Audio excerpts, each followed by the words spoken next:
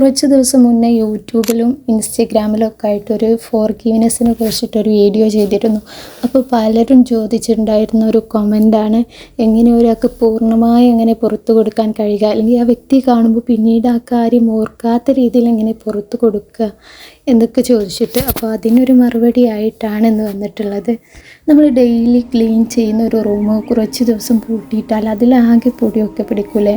എന്നാൽ ഇത് മാസങ്ങളോളം അല്ലെങ്കിൽ വർഷങ്ങളോളം പൂട്ടിയിട്ടാൽ അവരാകെ ചാണയും മാറാലയും പൊടിയൊക്കെ പിടിച്ച് ആകെ വൃത്തികേടാവും.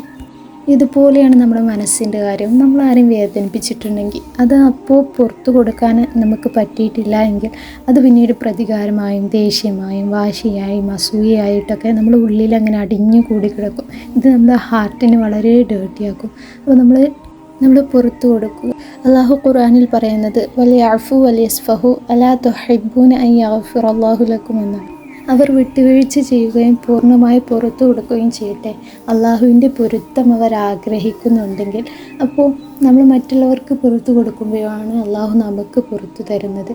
റിലേഷൻഷിപ്പിലൊക്കെ എന്തെങ്കിലും പ്രശ്നം വളരെ ചെറുതായിരിക്കും, അത് തേനീച്ചക്കൂട്ടിൽ കല്ലെറിഞ്ഞ പോലെ ഒന്നിന് പിന്നാലെ ഒന്നായി മറ്റ് പ്രശ്നങ്ങളൊക്കെ ഈ പ്രശ്നങ്ങളുമായി റിലേറ്റ് ചെയ്ത് വലിയ പ്രശ്നമാക്കി മാറ്റുന്ന ഒരു അവസ്ഥ കാണാറുണ്ട്. ഇതും അതിൻ്റെയൊക്കെ ഒരു ഭാഗം തന്നെയാണ്. മദർ ഇൻ ലോയിലും ഈ പ്രശ്നം കാണാറുണ്ട്.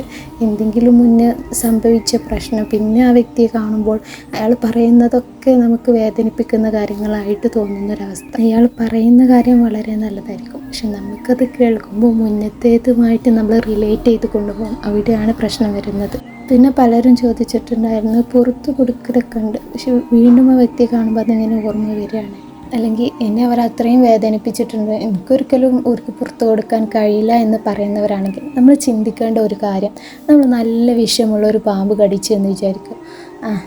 വിഷമുള്ള പാമ്പല്ലേ കടിച്ചത്, ഇപ്പോൾ പോകണ്ട ഡോക്ടറെ കാണിക്കാൻ, പിന്നെ പോവാൻ എന്ന് കരുതി നമ്മൾ പിന്നത്തേക്ക് അത് മാറ്റി വെക്കും? ഒരിക്കലുമില്ല. അത് നമ്മുടെ ജീവന് തന്നെ ആപത്താണെന്ന് നമുക്കറിയാം അല്ലേ. ഇതുപോലെയാണ് നമ്മളാരെയും വേദനിപ്പിച്ചിട്ടുണ്ടെങ്കിൽ ആ സ്പോട്ടിൽ പുറത്ത് കൊടുക്കാൻ പറ്റണം. നമ്മൾ പാമ്പ് കടിച്ച ആ വിഷം ഇറങ്ങുന്നത് എത്രത്തോളം ഇമ്പോർട്ടൻസ് ആണ്, അത്രത്തോളം ഇമ്പോർട്ടൻസ് ആണ് നമ്മൾ പുറത്ത് കൊടുക്കുന്നതിന്. കാരണം അത് പിന്നീട് നമ്മൾ മനസ്സിലിരുന്ന് നമുക്ക് പ്രത്യേകിച്ച് പുറത്ത് കൊടുക്കുന്നതുകൊണ്ട് ഒന്നും നഷ്ടപ്പെടാനില്ല. എന്നാൽ നമ്മളത് ഉള്ളിൽ വെച്ച് മനസ്സിൽ ആ വേദനയും കടിച്ചു പിടിച്ചാണ് ജീവിക്കുന്നതെങ്കിൽ മനുഷ്യന് ഒരു സമാധാനം ഉണ്ടായില്ല.